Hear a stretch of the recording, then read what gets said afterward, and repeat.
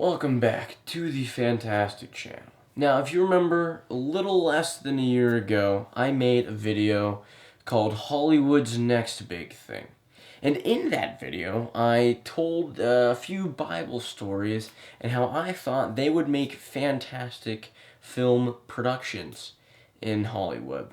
And, well, there was one that I particularly liked, the story of Benaiah, right? He has a couple cool things that he did. You know, he fell in a pit one day, and there was a lion, and he killed it. Kind of cool. He also killed two really strong Moabite warriors, like, I'm assuming at the same time, which is really cool. There's also, like, a 7-foot tall Egyptian guy that he killed by using a club and taking that guy's weapon and killing him with his own weapon, which once again is pretty cool. But that's not where his story ends, actually. There's a little bit more added on to that. Now, I mentioned in that video that he was the captain of the King's Guard for David, right? One of David's mighty men. He was the captain of the King's Guard, which is basically just the Secret Service. He was like the top Secret Service agent, if we were talking about like a president or something like that. So it's a pretty important job here. But eventually, David, of course, got old, right? And David, having a lot of sons, you know, it's hard to choose who your successor is going to be. But one of his multiple wives that he had was named Bathsheba. And he acquired this wife through some not so good circumstances. I feel like is the best way to put it. But that's a different story that I may tell at some other point. But the point of the story here is that David told Bathsheba that her son Solomon would be the next king of Israel. This was a promise that he had made to her. Now, one of the sons of David did not like this very much. Okay, his name was Adonijah, and he was technically the next in line through birth. Okay, the oldest son previously, his name was Absalom. He also had some issues and ended up losing his life because of it in a whole sort of coup that happened. So Adonijah was technically next in line here. But everyone knew about the promise made to Bathsheba about her son, whose name is Solomon. And a lot of people know who Solomon is. You know, wisest king to have ever lived. Wisest man, probably. Okay? Till he got in his later years and had like 1,000 wives. But that's a whole nother story. But anyways, so Adonijah's upset that he is not the man that to become king next. So he's thinking here. So my dad's old, right? Not that much with it anymore. Okay, he's kind of been held up in bed with a woman to keep him warm, which is a little interesting there. So he decides, I'm going to grab some of the big important guys that are part of this kingdom, and we're going to make me king, right? So he grabs Joab, the commander of all of the armies of Israel. He chooses him to help him, you know, take over the kingdom. And he also chooses a priest, Abiathar. Now, the priests are very important in the Jewish culture. So that if you have one of the higher-up priests on your side in a subject matter, you're in a good spot. So he chooses Abiathar, chooses Joab. So he has the captain of the army, the commander of all things, right? And one of the high priests, okay? And he also grabs all of the other brothers besides Solomon. And he goes, we're going to make me king. So he goes out and he starts having a party. He starts having a blast. And they're like, I'm king, let's go. This is epic. But it's not epic. No, it is not. So Nathan the prophet hears about this. And he's like, first of all, he wasn't invited to this party. Now, he never would have gone to the party, which is why he probably wasn't invited, because he is loyal to David. David's like #1 prophet guy, all right? Whenever something needs prophesied, Nathan's his man, okay? And so he goes to Bathsheba, and he's like, hey, did you hear that Adonijah is trying to take the kingdom away from his rightfully yours and Solomon's? And she's like, I don't like that. Nathan's like, I don't like that either. But thankfully, we do still have some other people with us. We have Zadok the priest, which is nice. We have a nice priest guy, another higher-up priest guy, important guy. We also have the man, the myth, the legend himself, captain of the King's Guard, slayer of Egyptians, lions, and Moabites, Benaiah. Right? So we have a pretty cool dude. We also have all of the mighty men. Now, if I were to try to take over a kingdom, I might want the most formidable warriors possible, right? Because there might come to fisticuffs and things like that. Not Adonijah. He just grabbed one fighting guy. And that's it. I mean, granted, he was the top dog. But still, you probably want more than just one guy. So Nathan and Bathsheba are thinking, they're like, all right, so let's go to King David and see what he thinks about this. So they go, and Bathsheba goes in first. She's like, hey, did you hear? Your son Adonijah's claimed himself king. But you promised me Solomon would get that, so I don't know what's going on here. And then while she's talking, Nathan comes in, and he's like, hey, did you hear? Says the same kind of a thing here. So David's like, well, who do we got?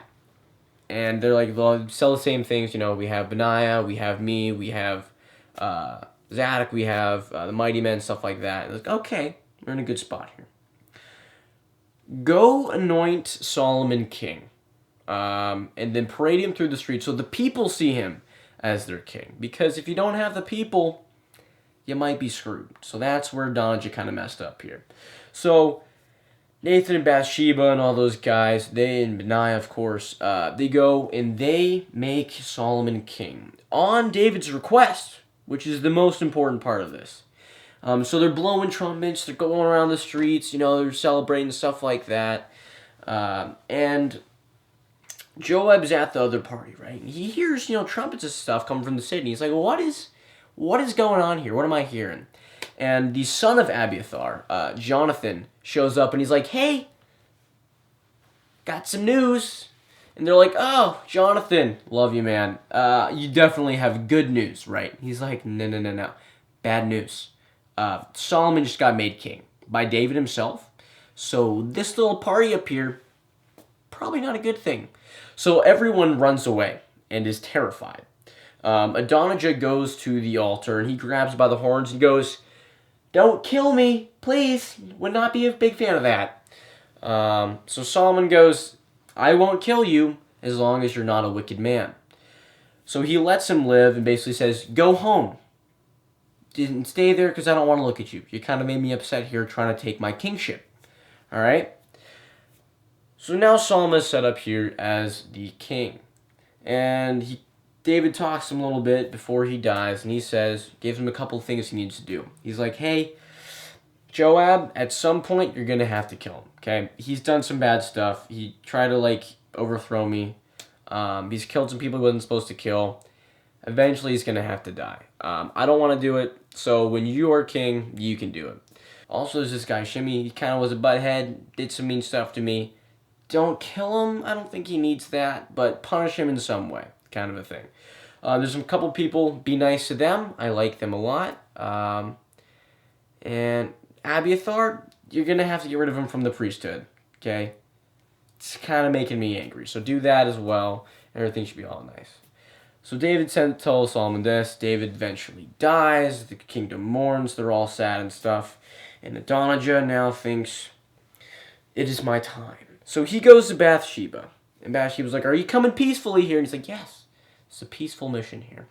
So he goes to her and he's like, hey, so you're the king's mom. You kind of have some influence over him. I was wondering if you could get him to let me take this beautiful woman as my wife. And she's like, yeah, okay, I'll see what I can do. All right. So Bathsheba goes to Solomon's like, hey, so I got a simple request here. Probably give it to me. It'll be fine. Don't worry too much about it. And so Solomon's like, all right, so what is it, Mom? And she goes, well, Adonijah wants this lady as his wife. And Solomon's like, I don't like that, okay? He could have asked me, didn't do that. Plus, I don't want to give him this wife in the first place. So these are big no-nos. We now know he's not a cool guy, not a good man. He shall be executed. So he calls up Benaiah. He's like, hey, Benaiah, I got a job for you. This is where the cool stuff happens. Goes, Benaiah, go kill him. So Benaiah goes over there, grabs his sword, gets him. Done so. Adonijah is no more. Bye-bye. So Adonijah is now dead. So that's the first of, like, you know, the big players here that are now gonzo. So at this point, someone's like, well, I might as well keep the ball rolling here. So he goes to Abiathar and is like, hey, kicking you out of the priesthood. All right, I want you to go live on a farm. I don't want to see you again. You're a dirtbag, okay? Don't like you. So he kicks him out of priesthood, and that fulfills a prophecy about the house of Eli. Eli was the mentor of Samuel, and Eli's kids were kind of buttheads, which caused a bunch of problems with the priests and stuff. And so now they're gonzo from the priesthood. And so next, you know, Joab hears about all these kind of things going on, and he's like, well, I'm probably not in a good place here. So he goes to the altar, and he grabs a hold of the horns, and he's like, don't kill me, please. But Benaiah gets sent on another mission. Saul decides, this is enough, Benaiah. Finish him. So he goes there, he's like, hey, come out of the tent, get away from the altar, don't want to do it in there. And Job's like, I am not leaving, baby. You could not give me that easy. And so Benaiah comes back to Solomon, like, hey, he's not leaving. And Solomon gives him the okay, kill him there. So he does. Benaiah takes out his big old sword and he gets a little dunzo. No more Joab. And you know what this means, right? Who is going to be the commander of the army? You guessed it. Benaiah gets put into the commander of the armed forces of Israel, baby. He is now at the tippy top. All thanks to being faithful to the king. But we're not done yet. There's one more guy that we mentioned. His name was Shimei, right?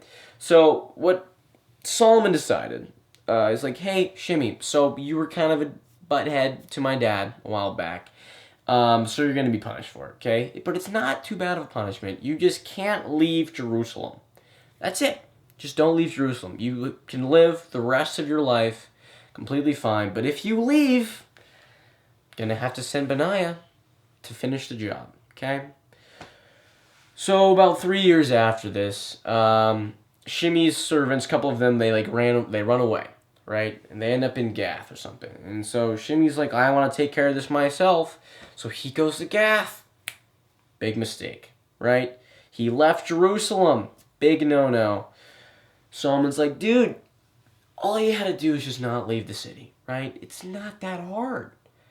I feel like this would be a very simple thing to not mess up, but he does.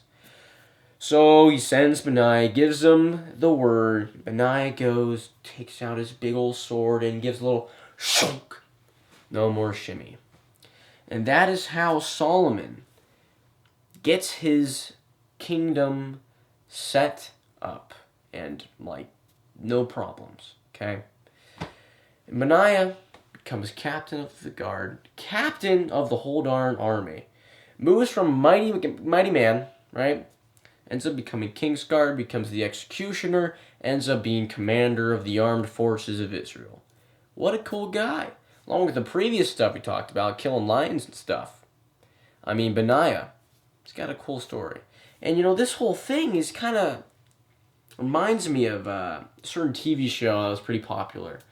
It was about, like, kings and stuff, and there was castles, and I don't know, it might have been Sport of Chairs or Game of Thrones, right? Successions and backstabbings and coups and things like that. Wow. Everybody loved that until it went downhill in the later seasons. See what I'm saying here? This is a thing that Hollywood needs to pick up. The Bible is filled with stories and they're just waiting to be used. It's untapped potential. You know what I mean? But anyways, that is the finishing part of Benaiah. Okay, that's how we end his story. No longer do you not know the full details of Benaiah. You now know everything. Thank you for watching. Go check out Samuel, all the first and seconds, okay? Well, first and seconds in the Old Testament. First and second Kings, first and second Chronicles, first and second Samuel. Great books. They're actually really interesting. I've probably read Samuel, first and second Samuel, like 4 or 5 times myself. Just because it's interesting stuff. It's all about kings, which is cool. Alright. But anyways, that is all for this fun, exciting video. Thank you for watching. And as always, adios.